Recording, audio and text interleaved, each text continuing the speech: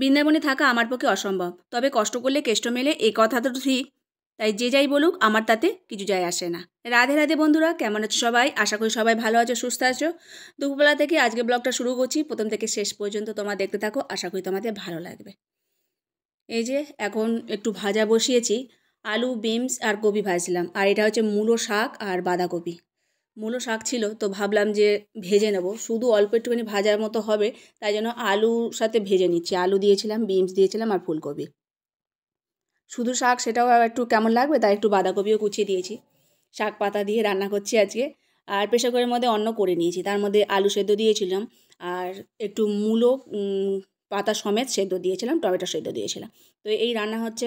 সকালে একটু টিফিন খেয়েছিলাম, তাই ভাবলাম একটু বেলাবেলি রান্না করি আর গরম গরম করে ভগবানকে সেবা দিয়ে প্রসাদ পাবো একার জন্য, আর কি হবে।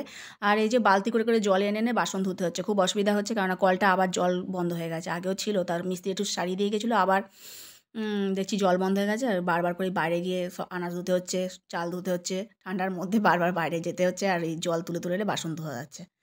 আজ প্রচুর কুয়াশা পড়েছিল, প্রচুর ঠান্ডা পড়েছিল। আর এখন একটু রোদ উঠেছে।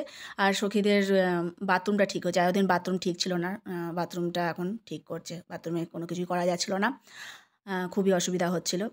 তো আজকে এই এতদিন পর আবার ঠিক করছে। কলটাকে আবার ঠিক করতে হবে, বললো যে ঠিক আছে, মিস্ত্রি আছে, করে দেবে। তা দেখি আবার করা যায় নাকি। তো যখন ভাড়া এসেছিলাম তখন বলেছিলাম যে ঠিক করে দিতে, তখন ঠিক করেনি। তো এতদিন পর আবার করছে। এখন একটু রোদ উঠেছে তো বেশ ভালো লাগছে। সকালবেলা মানে ধোয়ার মতো কুয়াশা ছিল। মিস্ত্রিরা কাজ করুক, ঠিক করে দিলে আমারও খুব সুবিধা হবে, নাহলে এতদিন ধরে খুব কষ্ট হচ্ছিলো এই কষ্টের মধ্যে, বৃন্দাবনে থাকা ঠান্ডার মধ্যে। তবুও রয়েছি, যেহেতু কষ্ট না করলে কেষ্টকে পাওয়া যাবে না। আর কেন রয়েছি? ভগবানের কৃপাতেই রয়েছি। বৃন্দাবনে থাকা সম্ভব নয় যা সবার। তো এই সময়টুকু পার করে দিতে পারবো, যতই কষ্ট হোক আমি বৃন্দাবনে থাকবো। আর অনেকে অনেক রকম বলছো, তো আমার তাতে কিছু যায় আসে না, কেননা বৃন্দাবনে হচ্ছে দিব্যধাম। সেটার মর্ম যারা জানে তারা জানে, আর যারা জানে না তারা কোনো দিনই জানতে পারবে না। ভগবান তাদের কাছ থেকে লুকিয়েই রাখবে। আর আমি শুধু বৃন্দাবনে রান্নাবান্না করা দেখাচ্ছি, খাওয়া দেখাচ্ছি, এইসব দেখাচ্ছি। তো বৃন্দাবনে রান্নাবান্না করে ভগবানকে ভোগ নিবেদন করা, প্রসাদ পাওয়া, এগুলো দেখারও সৌভাগ্য চাই। সবার সেটা সম্ভব হয় না। আর এইটুখানি দেখেও যে বৃন্দাবনে কুকুর বিড়ালরাও ভাগ্যবান, তারা বৃন্দাবনে আছে। প্রেমানন্দ স্বামী মহারাজ একটা প্রবচনে শুনেছিলাম, উনি বলেছিলেন যে যে কুকুর বৃন্দাবনে বাস করছে সে রাধারানী কৃপা পেয়ে এখানে বাস করছে, কেননা তার ওই একটা জন্মই শেষ। তারপর সে তার যদি গাড়ি চাপা পড়েও মৃত্যু হয় তো সে পুরোপুরি তার জন্য রথ আসবে, ভগবান তাকে নিয়ে যাবে। তো বৃন্দাবন হচ্ছে এই দিব্যদান। পশু পাখির যদি এরকমভাবে মৃত্যু হয়, তাকে ভগবান নিতে আসে, তাহলে মানুষের তাহলে কী হতে পারে। আর আমি যে এখানে একটুখানি ঠাঁই পেয়ে রাধারানীর সেবা করছি, এখানে রান্নাবান্না করে ভগবানকে সেবা করছি, তো এটুখানিই বা কি আমার কাছে অনেক। তো দেখো ভগবানকে সেবা দিয়ে দিয়েছিলাম, এখন প্রসাদ পাচ্ছি। তো খুব সুন্দর লাগে এরকম ভাতে। মূলোর ওপরের অংশটা ছোটো করে টুকরো করে নিয়ে, আর শাক সমেত কচি শাকগুলো নিয়ে আর ভাতে দিয়ে দিলে খুব ভালো লাগে। কাঁচা লঙ্কা সর্ষের তেল দিয়ে মাখলে, আর টমেটো আলু ধনেপাতা দিয়ে মেখেছিলাম কাঁচা লঙ্কা দিয়ে, আর এই ভাজাটা দিয়ে এখন প্রসাদ পাচ্ছি। একটু ঘি দিয়ে দিয়েছিলাম, খুব সুন্দর লাগে। গরম গরম ভগবানের সেবা হয়ে গেছে, এখন আমি প্রসাদ পাচ্ছি। তো এইটুখানিও আমার কাছে যথেষ্ট। রাধারানীর কাছে আমি আছি এবং এখানে রান্নাবান্না করে ভগবানকে সেবা দিচ্ছি, সেটুখানি বা আমার কাছে বিরাট। তো সকলের সেটা বোঝার ক্ষমতা না থাকলেও আমার তো আছে, আমি তো বুঝি বৃন্দাবন বাস মানে কি। তো যাই হোক, খাওয়া দাওয়া করে তারপর একটু বেরোবো। বৃন্দাবনের কোনায় কোনায় ভগবানের বাস, সেখানে ভগবান লীলা করেছেন। তো যে যেমন দেখতে চায় তার চোখে সেটাই পড়বে। কেউ যদি নোংরা দেখতে চায় নোংরা দেখবে, আর কেউ যদি ভালো দেখতে চায়, ভগবানকে দেখতে চায়, সে এই জিনিসের মধ্যেও ভালোও দেখবে। সেটা যার যার ব্যাপার। চোখ আমাদের আর মন আমাদের। মন যা দেখতে চায় সেটাই দেখবে চোখ, আর মন যেটা ভালো দেখতে চায় চোখ সেটাই দেখাবে। তো যাই হোক, খাওয়া দাওয়ার পর একটু বিকেলবেলা মতো এটা এক ভক্ত, শুদ্ধ ভক্ত আমাকে পেয়ারাটা দিয়েছিল। তো ওটাকে বানিয়ে আর এর মধ্যে একটু শুকনো লঙ্কার গুঁড়ো আর একটু নুন দিয়ে এখন খাবো। এটা হলো সন্ধেবেলা, প্রচুর ঠান্ডা এখন, মানে বিকেলবেলা হতে না হতেই খুব ঠান্ডা পড়ে যায়। একটু জল গরম বসাচ্ছি, জল গরম খেয়ে রেখে দেবো তারপর।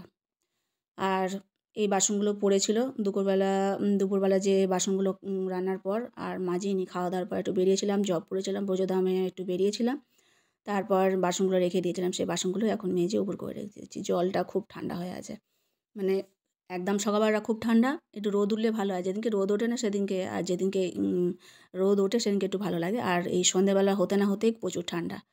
তো খাওয়া দাওয়ার পর বেরিয়ে পড়েছিলাম বলে আর এই সবগুলো পরিষ্কার করা হয়নি। তো এখন এগুলো পরিষ্কার করে নিচ্ছি, নিয়ে তারপরে রান্না কিছু করব, করে তারপরে কালকের জন্য একটু সবজি বানিয়ে রাখবো, কেননা সুবিধা হয়। কালকে একটু তাড়া আছে, তো তাতে করে সবজি বানিয়ে যদি রাতে রেখে দিই তাহলে আবার পরের দিন রান্না করতে সুবিধা হবে। তো গ্যাসগুলো মুছে নিলাম, নিয়ে আর এখানটা মুছে নিয়ে এখন সবজি বানাতে বসেছি কালকের জন্য। কালকে একটু কিছু করব, অল্প অল্প করলেই হয়ে যাচ্ছে। একটু ভেবেচিন্তে রান্নাবান্না করি, কেন অনেক সবজি আছে, আবার নষ্ট হয়ে গেলেও সেগুলোই হবে। আর একার জন্য কতই বা করব, ভগবানকে সেবা দিয়ে আর অল্প অল্প করে রান্না করছি। একটু দেখে শুনে করতে হয়, যেহেতু খারাপ হয়ে যাবে। আর এই খোলাগুলো, এগুলোকে গো সেবা করব। তবে একটু ছোটো ছোটো টুকরো করে দিই, গোমাতার আবার সেবা করতে অসুবিধা হবে। ছোটো ছোটো টুকরো করে দিলে তাদের করে খেয়ে নিতে পারে। তো এখন তো রাত হয়ে গেছে, এটা রেখে দেবো, কালকে সকালে গো সেবা করে দেবো। তো এখানে প্রতিটা জিনিসই হচ্ছে সেবার মাধ্যম। যে যেমনভাবে আসবে তাকে তেমনভাবেই রাধারানী সেবা দেবে। কেউ ছোট সেবার সুযোগ পাবে আর কেউ বড় সেবার সুযোগ পাবে, তবে সেবার মনোভাব রাখতে হবে, তাহলে রাধারানীও খুশি হবে। তো দেখো ছোটো ছোটো টুকরো করে নিয়েছি, গোমাতারও খেতে অসুবিধা হবে না। তো এগুলো কাল সকালে দিয়ে দেবো, এখন গুছিয়ে নিই, আমারও কাজকর্ম সারা হয়ে গেছে। আর তারপরে এটাকে রেখে দেবো। এখন আনাজগুলো কিন্তু ধোবো না, এরকম করে রেখে দেবো। কালকে শুধু আলুটাকে বানিয়ে আর রান্না করব। আলুটা বানাইনি, কেননা আলুটা আবার কালো হয়ে যাবে বানিয়ে রাখলে, সেই জন্য গুছিয়ে নিলাম। খুব কাঁপুনি দিচ্ছে, প্রচণ্ড ঠান্ডা। রান্নাঘরটা তো খোলামেলা, মানে দরজা নেই, সামনেটা ফাঁকা গ্রিল, তো ঠান্ডাটা খুব তাড়াতাড়ি ঢুকছে। তো দেখো এখন গ্যাসের মধ্যে বাটি বসিয়েছি, এর মধ্যে গুড় জাল দেবো। প্রভুজি যে তেল গুড়টা নিয়ে এসছে না, সেই গুড়টা একটু গন্ধ গন্ধ লাগছে, তাই ভাবলাম একটা জাল দিয়ে রাখি, চিনি মেশানো তো সেই জন্যই হবে হয়তো। তো গুড়ের তো এমন নামগন্ধ নেই, তবু নিয়ে এসেছে এত দূর থেকে বয়ে বয়ে, যেহেতু আমি ভালোবাসি সেই জন্য খেজুর গুড় পছন্দের। তো ওটাকে জাল দিয়ে রেখে দেবো, থাকবে তাহলে, নইলে গন্ধ হয়ে যাবে, কেমন নষ্ট হয়ে যাবে, ফেলে দিতে হবে তখন। ব্যাস সব কাজকর্ম সারা হয়ে গেছে, এখন শুধু ওই গরম জলটা একটু খাবো। প্রচণ্ড ঠান্ডা, হাত পাত পুরো শীতল হয়ে যাচ্ছে।